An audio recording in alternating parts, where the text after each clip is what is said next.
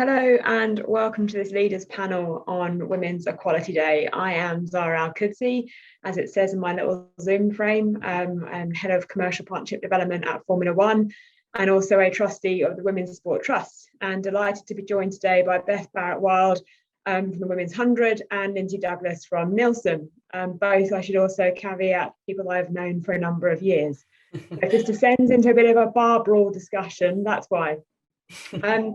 Lynsey, I'm going to go to you first. And looking at the summer in chronological order, Olympic Games, we saw a lot of different stories coming out of there. I think Olympics and Paralympics every 4 years, always are good stories around women's equality, exposure, etc., and that platform for international sports.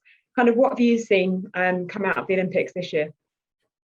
Yeah, sure. Thanks, Sarah. And excited to be on this panel today. We actually looked at a piece, it was just before the Olympics, and this kind of came from the work we started doing a few years ago in women's sport from Nielsen. And I was interested to look at the Olympics and what platform it provides to women's sport. It's kind of a once every 4 years, everything is equal. It's the same broadcasters, same sponsors, same medals. So it really provides a great platform for women's sport. And some of the interesting stats that we found around the Olympics are that the interest in Olympics is huge, as we know, but it's very equal. So it's about 45% of all males and all females are fans of the Olympics, which is very gender equal compared to a lot of other sports. And then also the fan base are interested in both the men's side and the women's sports side of the sports. So interestingly, I was just looking at the data earlier, and the sports that are really structured together. So they have the Olympics as a pinnacle, they have world championships together, but right down to the grassroots, they tend to have over 75% of fans are interested in the women's side of the sport. So it's very equal. Whereas sports such as basketball or soccer, football, whatever you want to call it, which are structured differently, they have different competitions, different timings for the pinnacle, have a much lower interest in the women's side, albeit that is growing. And we've seen some big shifts over the last couple of years. We've seen the Football Women's World Cup as a major event, and that really shifted the interest in women's football in the UK. And likewise with rugby, we've seen big increases.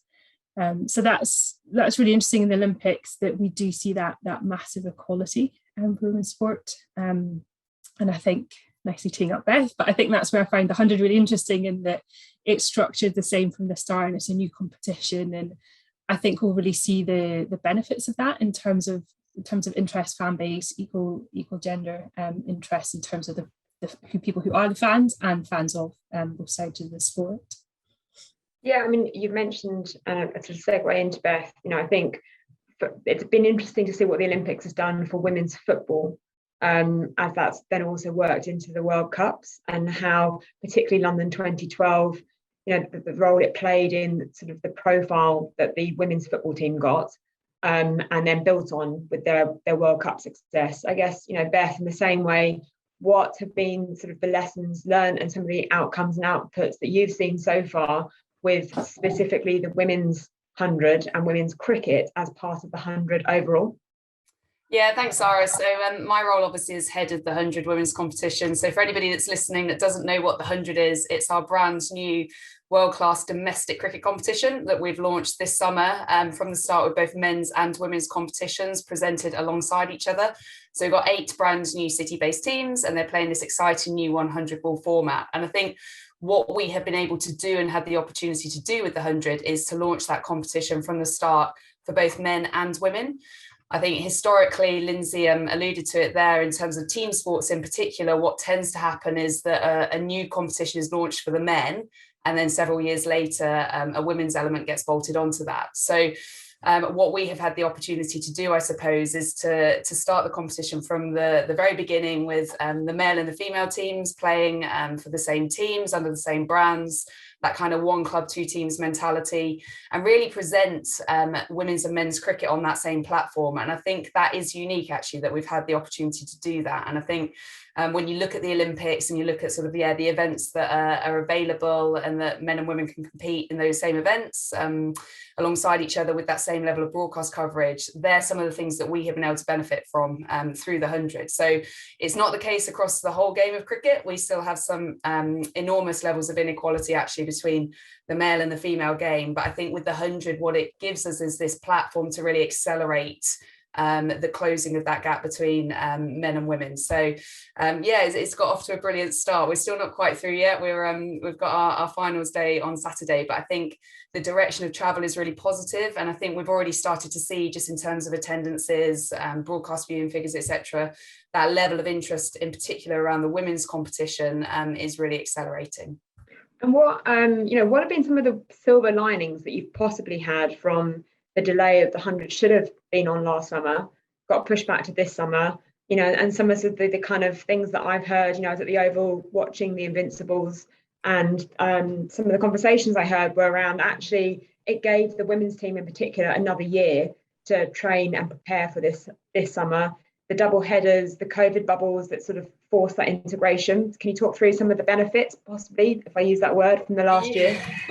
Yeah, it's a funny one, isn't it? It's almost, I refer to it as a bit of a COVID silver lining. I think, this time last year, we had the bitter disappointment of having to cancel that inaugural sort of launch moment for the 100, and that was done very much for the right reasons.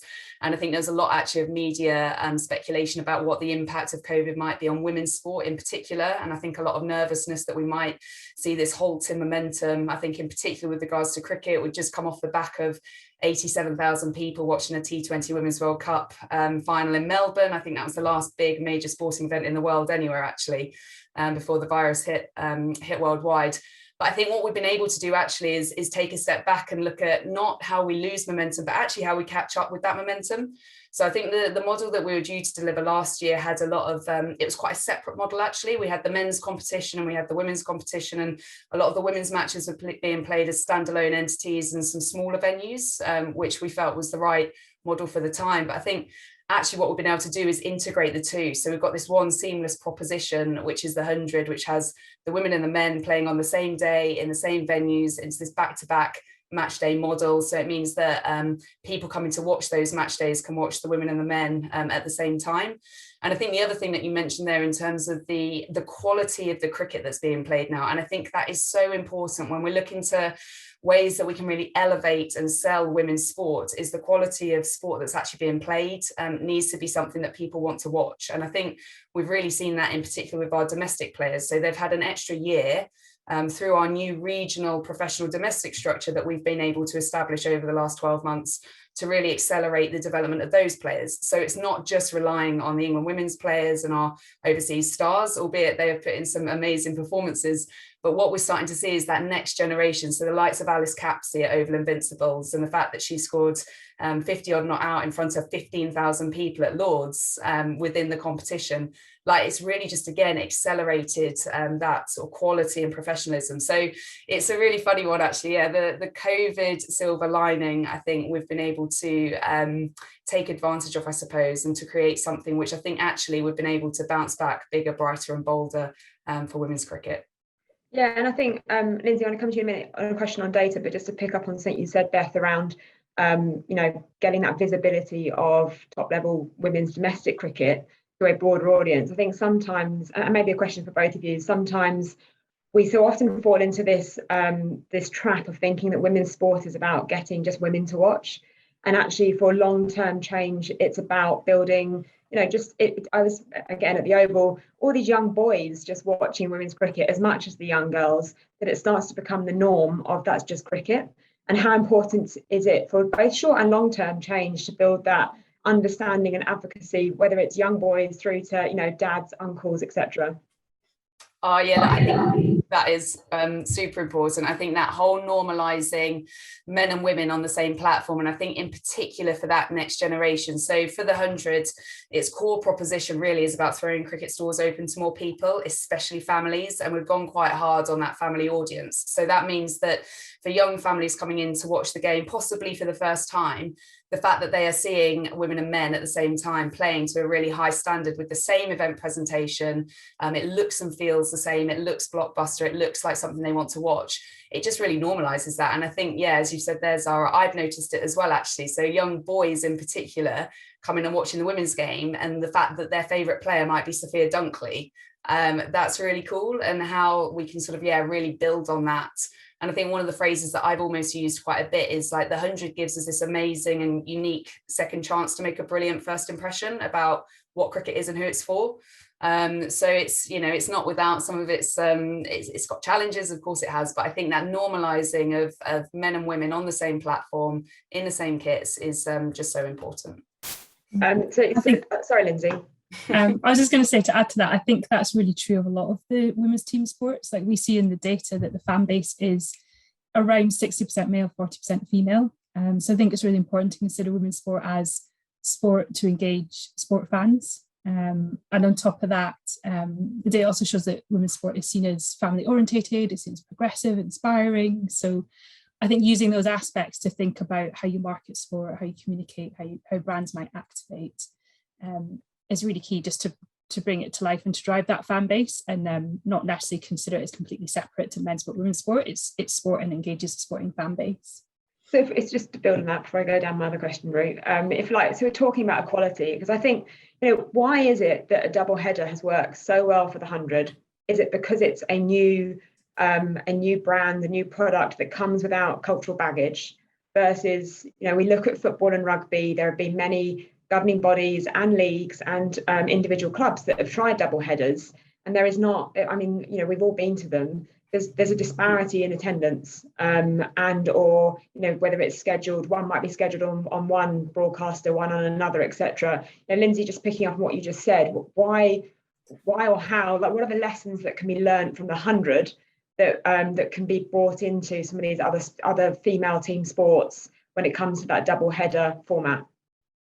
Yeah, I think it seems to be working so well in the 100, and there's a real benefit of it being under the same competition, the same broadcaster, and the structure is the same, whereas it is complicated. I think football and rugby is complicated because you've got Premiership Rugby, and then you've got England Rugby, and you've got the Premier League, and you've got the FA running the men's and women's leagues. So there isn't that automatic kind of same governing body structure, same broadcaster.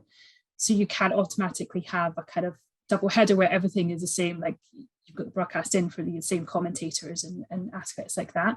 So I think I'd always say, like, no one way fits for women's sport. I think it's the same with unbundling rights. It's not necessarily one right way or wrong way. I think it's really just figuring out how you can create that great game day atmosphere and make it work for both, and make it work for, I was thinking about the fans and the spectators first. So how does it fit into their day? How does it fit with, are they going with a group of friends? Are they going with family? What's the experience for them? And I think it's about making that aspect, making that work for the people that you want to attract. And I think then the rest of it comes with kind of how you activate sponsors. I think broadcast is always going to be complicated in football and rugby because of the difference in the leagues and structures. But I think there's a lot to look at from the 100, in that it's, I'm sure we'll more from Beth, but kind of it's being marketed as one day. It's two games, but it's one ticket. And I think there's a lot to say there for putting women on the same stage, not sort of saying there's one game you can watch another game. It's putting it all up there in the same page and the same, sort of giving equality to both teams, I guess. And how, I just want to, because I do want to ask a data question, because one thing that I love about both of you is you are data led. And I think it's important to make right decisions to understand the value of data. So Lynsey, how can rights holders prepare themselves and make better use of the data? Because I see all the sports, and Beth talked about COVID silver linings. Surely one of them has been that everyone has now gone to e-ticketing. And I think the beauty of the 100 is they now, from this weekend, don't just have my contact details, they have the whole group I travelled with because I shared my tickets. And they're not the only sport, that have used the last 12 months to accelerate what they're doing in that space. The RFU have done a brilliant job as well. How can rights holders prepare themselves better for how they're using this data, and what would be your 1, 2, or 3 things that you would suggest they need to use that data for, whether it's for making more informed event decisions, whether it's for their partners? How can they best utilize that data? Yeah, I think, as you said, probably the most important is really understanding that fan base. Who are they? What do they want from a match day experience? How can you best serve that? I think there's good examples where women's sport is more about family, it's more about coffee and sandwiches, it's not necessarily about the bars being open. So I think it's really just understanding the fan base and the behaviours and what they want, and then you can match it could be sponsorships, it'd be kind of F&B, and working out what's the best way to maximize that experience. I think women's sport is often, it's so new and it started from a low base that we haven't always utilized that data in the best way. So I think it is hard, but I think it's about being forward looking as well, like using that data to then look ahead and plan and be like, okay, well, this is what we've done, but what if it's 10 times as big? What if it's 20 times as big? How do you plan to increase it and drive it and really make that the right experience and make it useful? So yeah, I'd say that's probably the key thing. And that's whether that's understanding spectator fan base, but also the wider fan base as well, and how to market to them, how to captivate them, what's the barriers to watching, what channels, what ways they want to consume the sport, whether it be broadcast or digital, different ways to engage people. And I think the key is then like driving that regular engagement with fans. And what we've seen a lot of is major events are brilliant, they're massive audiences, but it's kind of driving that ongoing engagement. If people become fans of rugby players, football players, cricket players, where can they go and watch them regularly? That's what the 100 is doing brilliantly, having that kind of ongoing engagement at the domestic level. So it's about understanding that and planning to drive that regular engagement and want people to become fans, to follow the teams, follow the athletes, and that's going to benefit everybody. I mean, Beth, have you got anything to build on that? Because cricket, I think undoubtedly, whether it's the counties, ECB, or your ICC events, there is a lot of data available. So was there anything in particular that you've taken that's helped inform some of your decisions on the 100? Yeah, there is lots of different data sets, I think, involved in cricket, which I think on the one hand, it's a blessing, but sometimes a bit of a curse, because I think sometimes it is quite disparate. I think what we've been able to do with the 100, though, is that we have a central ticketing approach for the 100, which I think that's one of the game-changing things actually for the women's game, because it means for the first time we are able to identify who our customers are, and we're able to talk to them directly.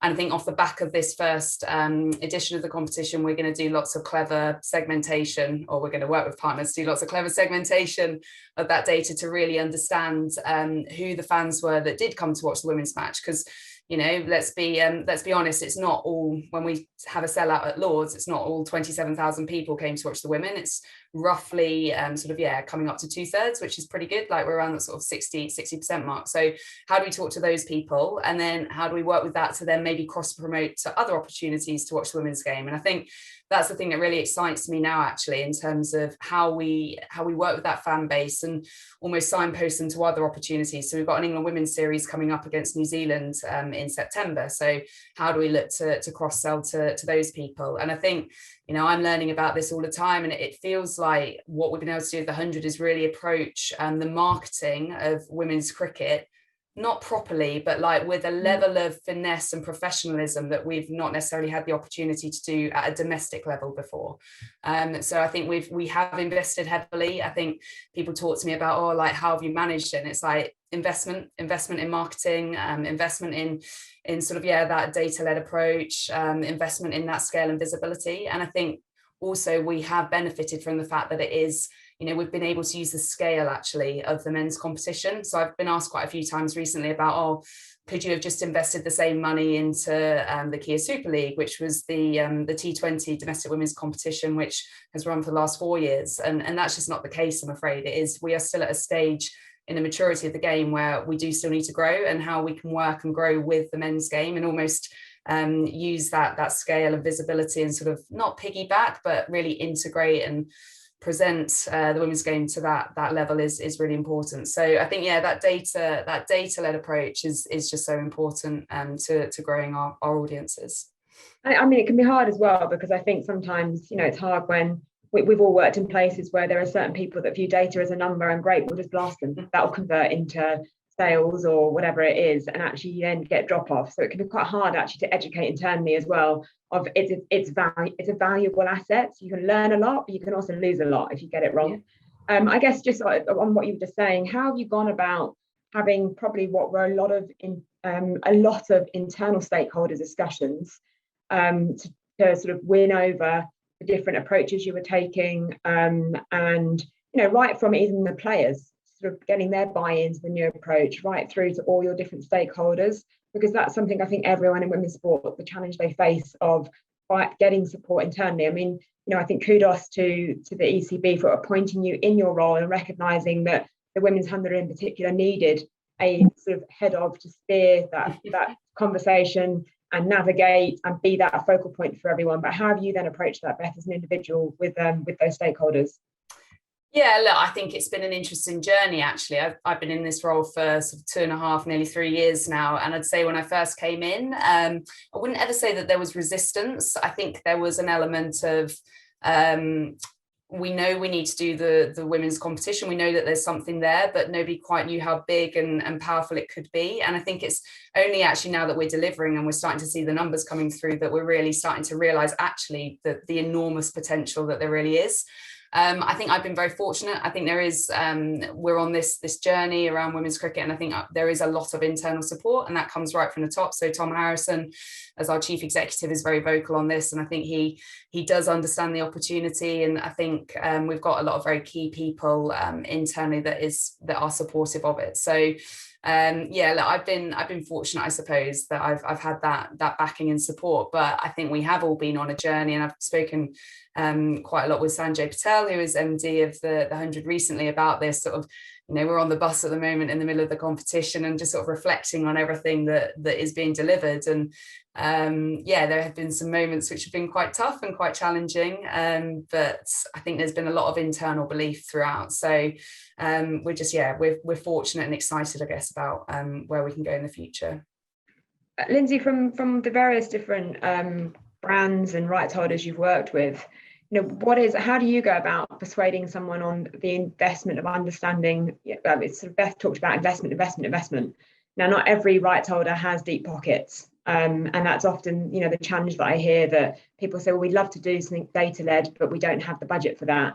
How do you go about sort of getting people to understand the importance of actually understanding that data? And also, and we talked a lot about team sport, and actually sometimes that's where the struggle lies, because individual sports, let's take athletics, you're buying data for or trying to understand athletics as a product, and that's male and female, whereas team sports, it tends to be, as you explained earlier, because the rights are also carved in different ways, actually as a Tyrrell's Premiership club, your rights sit somewhere different to the Premiership men's teams, and so it's almost two sets of investment. So then it becomes like weighing up, why would we buy both? So how do you go about it? It's a very long-winded question as to how do you get people to buy your services and understand the importance of what it is that you're showcasing? I could probably give you a long-winded answer. Not as long-winded as mine. I actually think, I guess reflecting, I think a lot has changed in the last maybe 3 or 4 years. I think when I first took on the role as Women's Sports Global Lead, alongside my role as head of brands, I realised that we didn't have a lot of data. So we made a change to ask in all of our research trackers about, if we ask about Football World Cup, do we ask about Men's Football World Cup or Women's Football World Cup? So we kind of made an instant change, and we started gathering a load of data. Similarly, to ask about people interested in a sport and interested in which side, men's, women's, or both. So we started to have that data, and I think we started to communicate that and talk about it and share some information. So we weren't sort of immediately saying everyone should come to us for women's sport and buy lots, but sharing some insights around thought leadership. But I think as, I guess, the commercialization of women's sport is developing, people are seeing opportunity and they're investing in data alongside that. That's a lot of change. I think when I started to talk about women's sport, I was probably one of the few people in the organisation like really thinking about it, passionate about it and talking about it. I think now probably, I'd say like 3/4 of people or accounts or rights holders, brands that we work with include something around women's sports.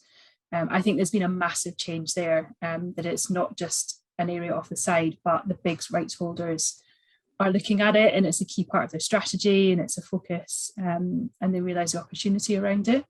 So I think there is definite focus and definite investment there for it. So it's, I guess what we do, there's a lot around understanding fans, and there's a lot around measuring what's happening out there in sports as well. So it's kind of a bit of chicken and egg, a bit like putting the focus on the fans, like developing what the product is, what the strategy is, and then measuring what they get as well. And I think as well as some rights holders are unbundling, like UEFA have unbundled really effectively and done really well, then there is a need to look at those sponsors and understand what's being delivered for those sponsors as well. So I think we're seeing a lot of that at the global level as well, like World Rugby have recently unbundled, a few others. So there is starting to be kind of on that top level a big change. And then, as I said, how everyone's doing it differently on a domestic club level, like say in football, some rights holders unbundle, some of them purposely keep the rights together because that's what the brands want. They don't just want they don't only want access to men's sport, they want access to both genders. So yeah, there's definitely a change, and I think there is a lot of importance placed in it now on that data and understanding what's happening. Last question to both of you, and kind of wearing both hats. So, Lynsey, former Scottish international rugby player, for those who don't know. Beth, I think a pretty average county player. I don't know. I knew you were going to do me a disservice. You don't have an England cap, do you? Not full. Junior. Okay. Yeah, not full. But still, that's decent. So I think, Women's Equality Day, from a performance point of view on the pitch, maybe if you both each take your respective sports, but also from a women's sports industry point of view, what are two of the things, one in each, that you'd like to see? When I say improve, I'm not saying they're bad, but we're still on an upward trajectory within women's sport. What would you like to see, over the next year, sort of make that next step forward when it comes to women's equality in cricket and rugby, both on the pitch and in the boardrooms, so to speak? Who wants to go first? You didn't brief us for this, Zarah. That's spontaneity. It's the key to life, Beth. Beth, I'll tee you up. You already talked a little bit about the Women's England International that's coming up. Yeah. So now, how are you now going to bridge the gap, or not the gap, but how are you going to bridge the success of the 100 as a domestic product into international, and then maintain that momentum into next summer's calendar?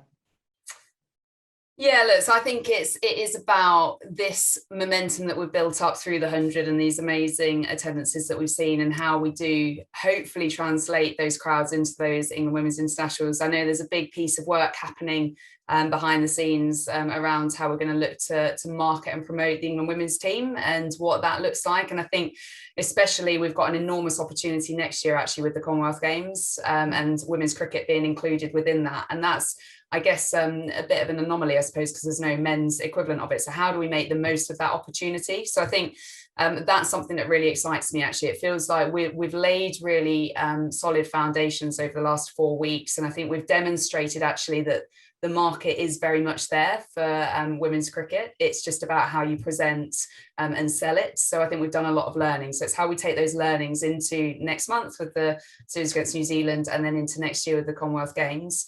I think the other point that I was going to make around something that Lynsey talks about there, around that bundling and unbundling discussion, I think it's a fascinating debate. I don't think there is a right answer to it. I think it is, it will be unique and bespoke to each individual sort of entity and product. And I think that's something that we need to interrogate actually as a governing body about how we approach that for women's cricket now moving forwards. Because we do have a bundled approach very much within the 100. That's part of the core essence of what the competition is. But part of my job, I suppose, now is to make sure that the women's competition is being properly valued within that, and making sure that we have, that if a partner does come along and say that they want to support the 100 and the women's game is a vital aspect within that, we need to make sure that we are valuing that properly. And I think that sort of turning that purpose into profitability piece is something that I find fascinating and interesting, and that we need to really interrogate moving forward. So I think that's an industry thing. And I guess from a performance perspective, I just want the players to just keep showing what they can do. And I think that's what's actually really captured the imagination. I think that's partly why looking back to, you know, the relative success that we have had through the 100, if you look back to that opening women's match that opened the whole competition on the 21st of July, the quality of the cricket was brilliant. And that was on Sky Sports and also on the BBC. And it was almost the best free marketing opportunity that we had, because over 2 million people saw it. And I think that has actually led into some of the returns that we've then seen around attendances off the back of that. So I think from a performance perspective, I just want the players to keep developing. We need to invest in our pathways. We need to invest in our grassroots. So there's, lots of investment that needs to happen, I suppose. But I think, we're on the cusp of some enormously exciting times ahead. I'm going to steal what you said. I really like purpose into profit. Nice. And then I think you might have said that to me at some point, Zarah. I think I already stole that from you. So we're just regurgitating. And then performance into pathways. Love it. Lynsey. I'm going to start on the performance side. So I think if anybody watched the sevens at the Olympics, the women's competition was amazing. There was upsets, there was teams doing well that we didn't expect. Someone should make a film about Fiji women's sevens, like from their journey from first being on the 7 series to the last Olympics to the Olympics to medalling. Absolutely amazing on probably not much resource. So what I want to see performance-wise is I want to see the same thing in the Rugby World Cup and at the international level. I think rugby probably looks a bit towards like football, cricket and netball, a little bit further ahead on that journey towards professionalisation. So I think rugby's just I want it to all keep moving in that same direction, more opportunity for the players to be the best that they can be on the pitch. And I think that does need professionalisation. It's hard to get there we've got, I guess if you think of like the Six Nations, different unions doing different things, and there's kind of structures and ways to get there. But I think it would just be amazing to see like tough competition, amazing players across lots of countries. And I want to see Scotland qualify for the Rugby World Cup, fingers crossed. It'd be amazing to see them back there, because it's been since 2010 since we last played there. And then off the pitch, it's probably similar to what's on the pitch. I think just more access to watch easily, I think, is a key thing for rugby at the moment. I think the Six Nations has been a little bit hard to find because there's just been some different broadcast deals and structures around there. So it would be amazing to have all of that like really easy to access on one platform, for everybody to get to know the players. Like there's some amazing people and players out there for people to watch and become fans of. So I think just keeping moving in that direction at the international level, and then hopefully same Prem 15s is really developing hugely, and there's great investment from the clubs and there's great competition. So hopefully we'll see more of that being shown on the likes of BT Sport, who showed the final last year.